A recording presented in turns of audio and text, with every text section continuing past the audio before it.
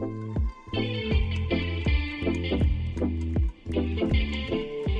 Nihaila here. I'm the founder of the brand I Am on Dialysis, where we help you, kidney patient, and your loved ones to overcome fear, sadness, and loneliness in order for you to achieve your goals and dreams. Today's topic: food. To be more specific, what are you eating before you go into pre-dialysis, during dialysis, and of course afterwards. And a few tips what to do to minimize kidney damage for those who have kidney patients as a family member and do not want to be one themselves. Okay, so basically, what are you eating before you even go into dialysis, the pre-dialysis phase?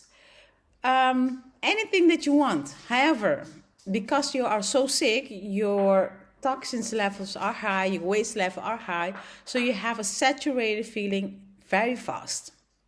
Meaning that even though you're eating anything that you want to, you are full very fast. You feel very full very fast. Maybe 2 spoons of rice and you're full already. You might even brag about it like, hey, I'm eating everything I want and still stay skinny.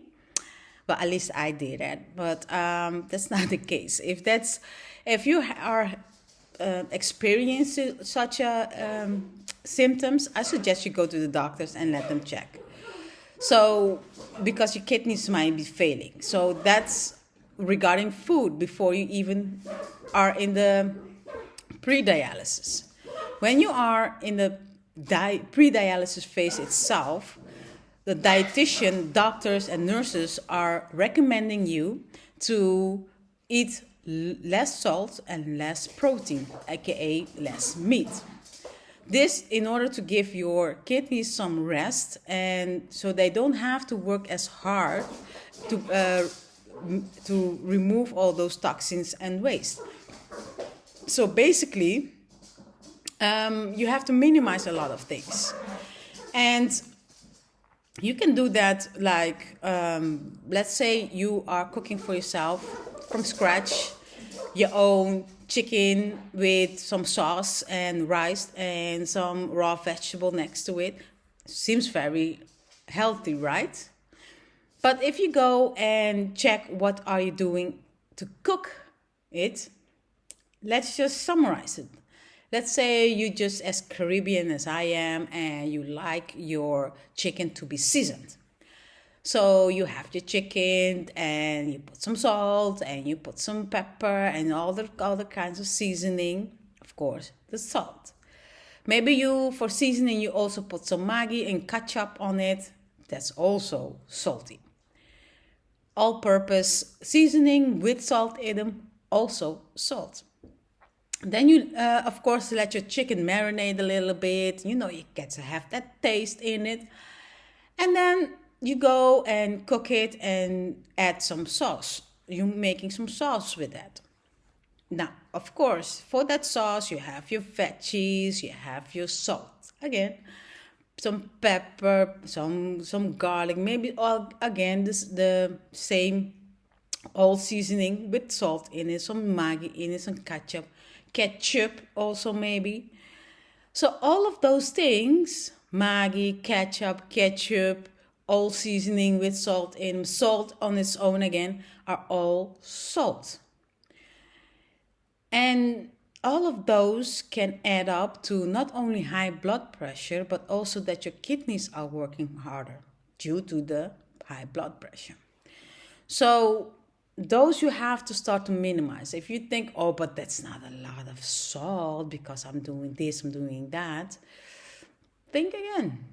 Just when you are cooking, not cooking only from feelings, cook once for just conscience, very conscious from what am I putting into my food.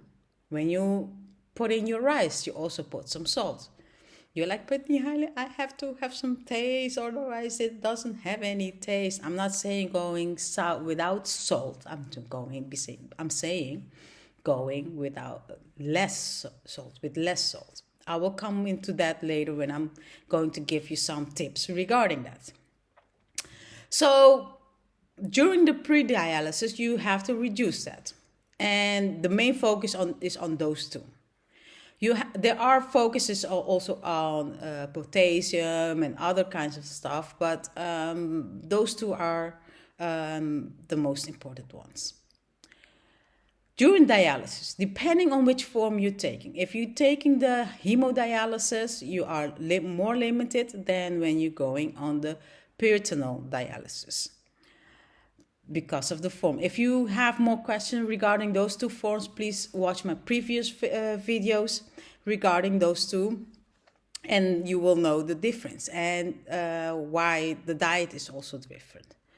But one of the things that is very similar for both is the intake. Still low on salt because the risk for high blood pressure, and a little bit more intake of protein compared to the pre-dialysis. And this is based because during dialysis you are losing protein. So you have to maintain your structure of your body and such. So therefore you need your protein. And dietitians are telling you to eat more protein. Now, I've been vegan/vegetarian for the last 3.5 years, and my intake of protein has not been that much. I have some issues with my dietitian regarding that. However, I'm not seeing any heavy consequences at the moment regarding my protein intake. I do have to say I don't take meat, but that doesn't mean I do not have protein intake. Almost everything that you eat has protein in it, in way lesser form or lesser volume than compared to meat. Or wait, that's not completely true, because beans has more proteins than meat. Look it up. And then you can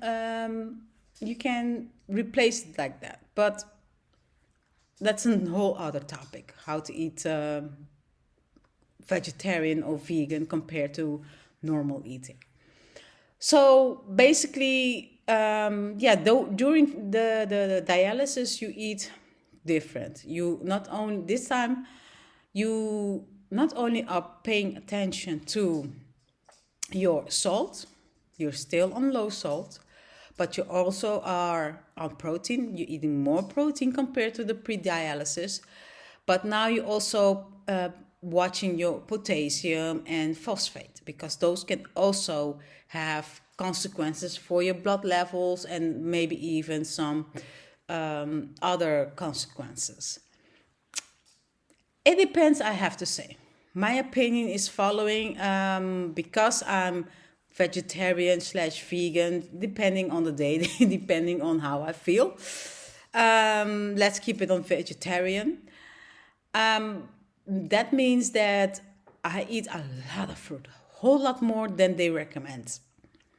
Meaning that my potassium might be high sometimes.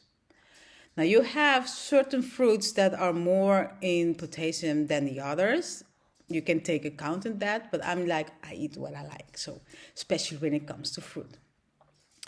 And since you're not releasing those minerals, because potassium is a mineral, it can build up. And till now, personally, I haven't had any problems with it. My doctor warns me about it, but I haven't had any real problems with it. I suggest to see for yourself how it works, to eat more fruits compared to what the doctors are prescribing. So I leave that up to you. If you feel better with it, then I suggest you do it. If not, if it's not something for you, then don't do it.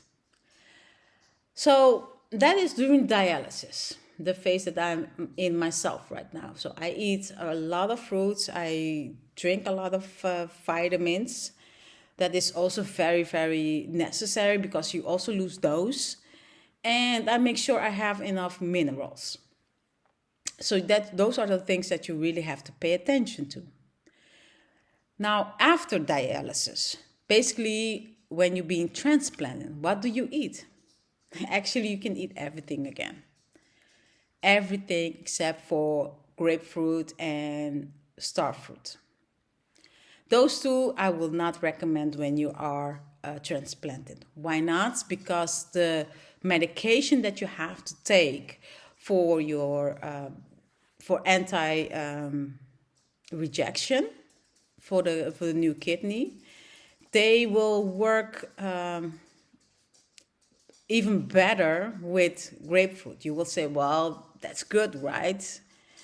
Let me take my grapefruit and my medication so it can work even better.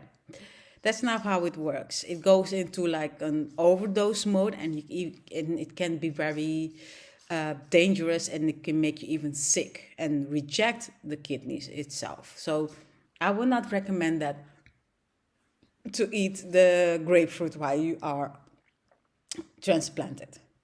Nor do I advise to eat star fruit. It's very exotic looking fruit, and when you cut it, it's like a star. That's why the name star fruit. And why do I not promote that? Because it has apparently the characteristic to give kidney damage. So it can really work against your kidney. So don't use that, especially if you're trying to save it, or you're trying to be transplanted, or you are transplanted. Don't. It's just a don't. And of course, since you're going to eat everything, you have the possibility to gain a lot of weight. You have the possibility, but you also have now the energy to do something about it. So we can move more. Since you have the energy, you can eat more. You can be basically a normal person with more appetite, a whole lot more appetite. And that feels really, really good. Now, those are like the phases that you go through when it comes to food. But how do you prevent to have kidney damage? Well, I've already said a few, like the salt intake, the protein intake, your vitamins and such. But what if there's a way to prevent it, or even before you go into the pre-dialysis phase, or that pre-dialysis phase where you start to feel ill and that your kidneys are starting to shut down? Basically, what you can do is lower your intake when it comes to protein. Don't overdo it when it comes to protein. When you are a person that is very active in the gym, pulling weights, lifting weights, and all of that, and you want to bulk up, and they are recommending you to do protein shakes, don't do it too much. There are a lot of cases where some athletes, I call them athletes because they are, the amount of time that they put in there and the results that they get and such, I call them athletes for that. These gentlemen and sometimes ladies get kidney problems due to the fact that they eat so much protein. So too much protein is not good, because the more protein you have, the harder your body has to work to break it down. The harder your body works to break it down means the more waste and toxins are in your body. It means the harder your kidneys have to work to remove them. So, and you have to give your kidney sometimes some rest in order for it to recover, to work better the next time you want to have a heavy protein meal or whatever. So my suggestion is, once in a while, when you feel like it, or let's say twice a year or so, 3 times a year even, to do a small fasting, meaning low on protein, very low on protein, maybe skip meat for like 2 weeks or so. A whole lot more fruit, very watery fruit, like melons, watermelons, and such, and a lot of berries, just to give your kidney some boost and some rest, what it sometimes need. And it helps you to detox other chemicals and such in your body as well. Just do like 1 or 2 weeks and then start building it up again. When it comes to salt, well, it relates to high blood pressure. And you have to be careful for yourself. I don't recommend to go without salt at all. I do recommend to see what's good for you as soon as you have symptoms, because with salt you will get symptoms if you're having too much. High blood pressure and such, edema also.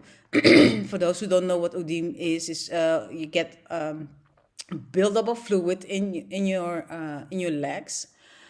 So to prevent that, I would suggest to check your salt. And for each person, it's different. There are cases where people need a lot of salt due to their metabolism, that they need a lot of salt.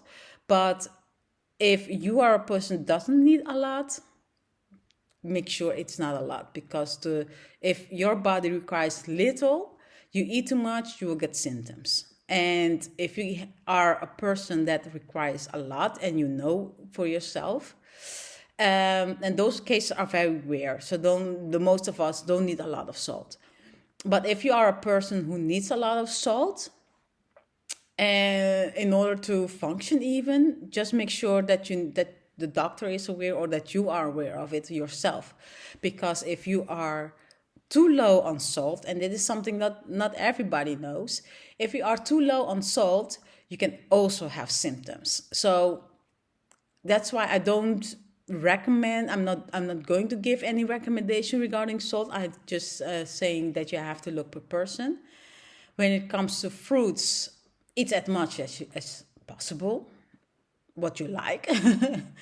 Preferably melons, and then berries, because those are very good for your kidneys. And then the rest of the fruits. And then low intake of proteins. Just skip meat for once in a while. You can go for beans, not too much, but just skip it for a day. Doesn't hurt you. So basically, those are like the advice and the informations that I have right now in short regarding food. Of course, I can give you more, but I prefer it to be then one-on-one, because everybody is unique. So therefore, I want to say the following. If you like this information, or you want to know more regarding the information for food for you specific, I suggest you contact me, and we can go through a personal plan for you to have a great meal plan for yourself. And of course, a plan for you to develop in order for you to achieve your goals and dreams. If you know somebody who can benefit of this information, please share it with them. Let them know that there's somebody who wants to help them. And like and share also for this information to go broad, so that more people can get this information and, inform themselves. Now, I think I've talked a lot today. I love to talk. That's not a problem. But then, for now, I wish you a very, very, very pleasant rest of your day. And take care of yourself. Love yourself. See you next time.